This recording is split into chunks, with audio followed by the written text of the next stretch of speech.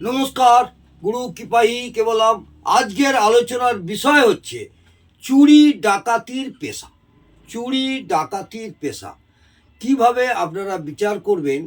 চুরি ডাকাতির পেশা কোনো জাতক জাতিকাদের জন্মকুণ্ডলী দেখে কিভাবে বিচার করবেন?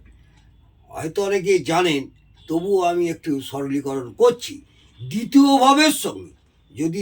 ভাবের সঙ্গে যদি অষ্টম ভাব এবং দশম ভাব সংযোগ স্থাপন করে, লগ্ন সাপেক্ষে দ্বিতীয় ভাবের সঙ্গে অষ্টম ভাব এবং দশম ভাবের সংযোগ স্থাপন করে, এবং এই ভাবগুলির সাথে যদি কারক গ্রহ রাহু ও কেতু সম্পর্ক স্থাপন হয়, বোঝা গেল, তখন চুরি ডাকাতির পেশা এইসব জাতক জাতিকারা করবে। আবার আমি বলছি, মন দিয়ে শুনুন, দ্বিতীয় ভাবের সঙ্গে লগ্ন সাপেক্ষে দ্বিতীয় ভাবের সঙ্গে যদি অষ্টম ভাবে এবং দশম ভাবের সংযোগ স্থাপন হয়, কোনো কারণে সংযোগ স্থাপন করে, এবং এই ভাবগুলির সাথে যদি কারক গ্রহ রাহু এবং কেতু সম্পর্ক স্থাপন করে, তখন চুরি ডাকাতির পেশা নিয়ে নেবে সেই সব জাতক জাতিকারা।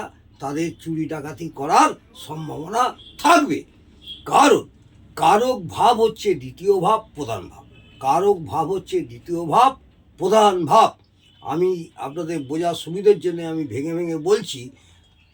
কারক ভাব দ্বিতীয় ভাব হচ্ছে প্রধান ভাব, প্লাস অষ্টম ভাব, প্লাস দশম ভাব।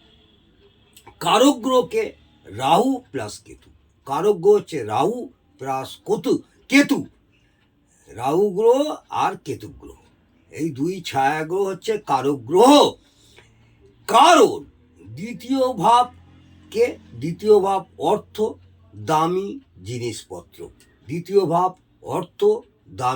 জিনিসপত্র। অষ্টম ভাব থেকে আমরা কি বিচার করব? এখানে অষ্টম ভাব চুরি এবং ডাকাতি। আর দশম ভাব থেকে আমরা কি করব? পেশা। দশম ভাব থেকে আমরা পেশা।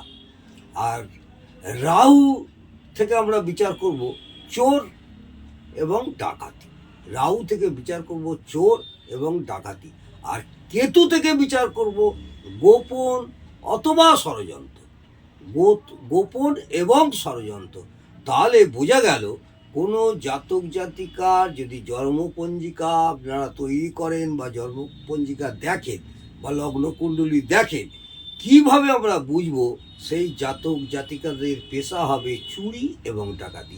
তাহলে বোঝা গেল আজকের আলোচনার বিষয় হলো চুরি এবং ডাকাতির পেশা। নমস্কার, জয় মা তারা।